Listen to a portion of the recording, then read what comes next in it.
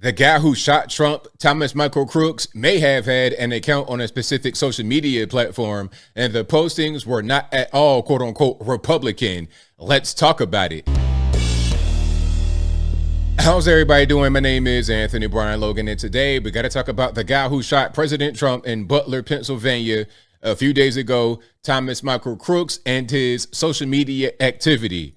Apparently, possibly, he had an account on Gab. And if you don't know about Gab, basically when that came out, it was seen as an alternative to Twitter before Elon took it over. More free speech and you could do whatever you want. That was the branding. Now, I've not been there in a while. I don't know what's happening over there, but that was the initial thought process about Gab.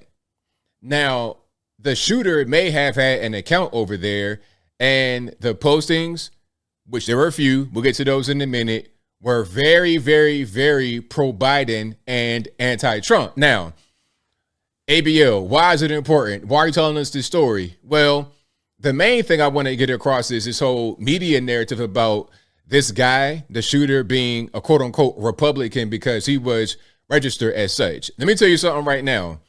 The media are playing games with you because they think you don't really understand this. Now, not everybody does, but a lot of us do. And for those who don't, let me just explain what's going on so the media can't lie to you anymore by omission. Now, when you register as a party in your state, in my state in Tennessee, you don't do that. When you go register to vote, you just say, hey, my name is X, Y, and Z. I live in ABC, and I want to vote. Fill out the thing. That's it. When you go to vote, they're going to ask you, do you want a Democrat ballot or a Republican? You get the ballot you ask for at that time with no need to show I'm with this party or I'm with that party. All you got to do is show your photo ID, driver's license, just state ID, whatever it is. Show that, get your ballot, vote, take the ballot back, get a sticker, you on your way. Okay? That's it. If you register as a Republican or a Democrat, all that means is in certain states, you vote and the primary link to how you registered. That's all that means. So you can be a Democrat, a stone cold, stomp down liberal, and register as a Republican to vote in their primary. Now, here's a question. Why would you want to vote in their primary? Well, if your objective is to see a certain person in the Republican Party lose, the thought process is you're going to vote for the other guy. Prime example. Everybody knows that Trump was going to win the nomination.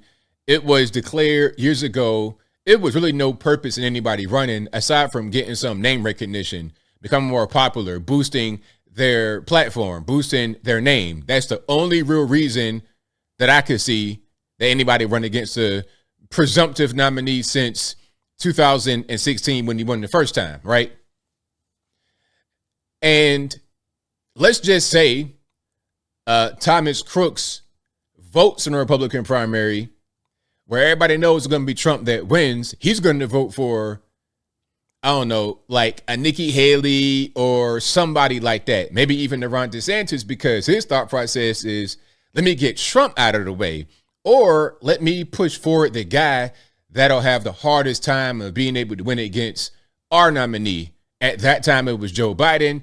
But because the Politico stepped in, now it's Kamala Harris, unelected, didn't get any votes in the primary at all. Zero, zilch, nada. Oh, ABL, she's a VP. She got voted for by proxy. No, she didn't. People voted for Joe Biden and Kamala Harris, not Kamala Harris and whoever. They voted for Joe Biden.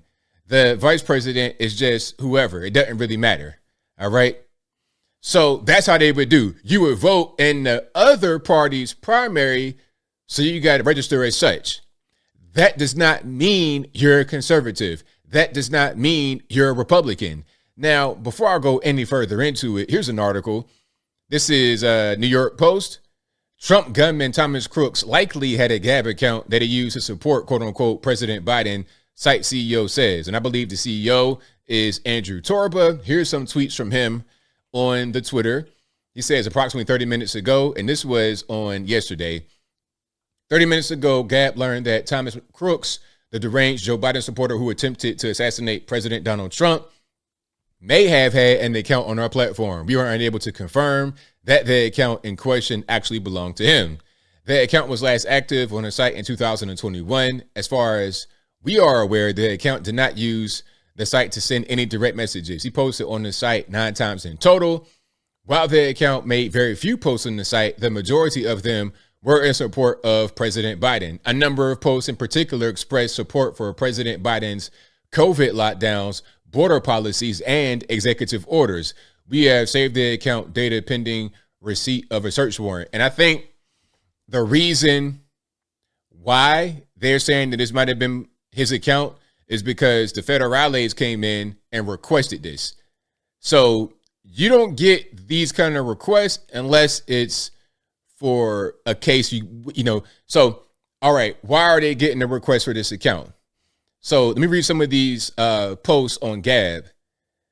He's replying to Cat Turd, who says, didn't you also think Biden would lose in this landslide? Yeah, I would not be very confident in your election predictions. Another one to a couple of people. Bill Mitchell, I think, is on here. First of all, Biden executive orders don't incentivize human trafficking, as human traffickers aren't interested in citizenships.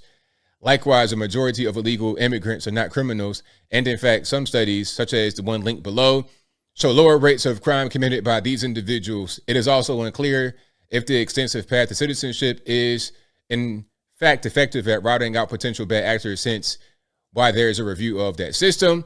So you see kind of what's going on. You pro open borders, you're pro Joe Biden. If this is the guy that shot Trump, obviously this was not a Republican, obviously not a Trump supporter. And if you were a Trump supporter, then why would you shoot Trump? That doesn't make any sense. You see how the media does? They'll tell people certain things to make them believe something that doesn't make any sense at all. All right. Now, here's more from Andrew, who says, we are disclosing this information at significant personal and business risk. If the past is any guide, define the DC consensus by publishing the first definitive evidence that the shooter was a Biden supporter, something Democrats and their media allies have tried to cover up and denied every turn, has a high probability of resulting in significant political and media backlash. In the past, we have been the target of politically motivated inquiries from both the House Oversight Committee and the Joint Committee on the January 6th attacks, both of which sought to interfere with our mission of protecting free speech online. The enemies of freedom have the ability to impose significant present and future legal costs, and any donations we receive will help to defray those costs. So if you want to donate, you go to donate.gap.com. Shout out to them. But what he's saying is right on point. Like, you are putting yourself and your company, quite frankly, at significant risk by coming out and saying something like this, because the media narrative is this is right-wing nut job, a gun nut. This is Trump's fault. His own people did it, all this, that, and the third. But really, from what it looks like, apparently, is you have a crazy leftist, a crazy Biden supporter who is going out here and doing this the same way that the guy who shot Steve Scalise was doing. Now, I don't think that guy was necessarily a Biden supporter or that, but I think he was talking about Bernie Sanders. Either way, he was a leftist. He was not a conservative person. Now, there's more here, more True Social posts. I'm going to just read one more here. He says I think it's Bill Mitchell.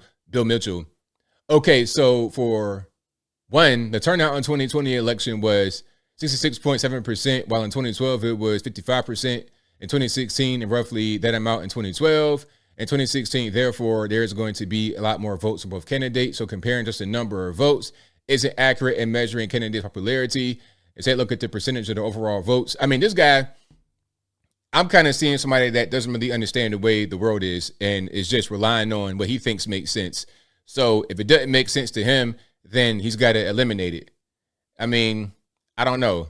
And here's somebody else, which is Katie Hopkins. These are like big people.